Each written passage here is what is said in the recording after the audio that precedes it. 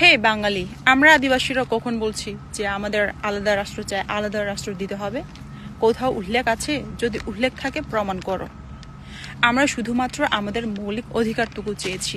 এই মৌলিক অধিকারটুকু চেয়েছি বলে আদিবাসীদের উপর কিছু বাঙালি মিথ্যা বানোয়াট অপপ্রচার চালাচ্ছ যে আদিবাসীরা আলাদা রাষ্ট্র চায়। যদিও আমরা চেয়ে থাকি, দিতে পারবে? আর কিছু বাঙালি আদিবাসীদের উপর প্রশ্ন ছুড়ে দিয়েছে যে বাংলাদেশে বসবাস করো, বাংলাদেশে থাকো, অথচ বাঙালি হতে চাও না। তো আমি বলি, সেই সময় কি তোমরা পাকিস্তানে ছিলে না? তোমরা কি সেই সময় পাকিস্তানি হতে চেয়েছো? হতে চাওনি, কারণ তোমরা বাঙালি। তোমাদের নিজস্ব ধর্ম, নিজস্ব বর্ণ, কালচার, সংস্কৃতি সব কিছু আছে।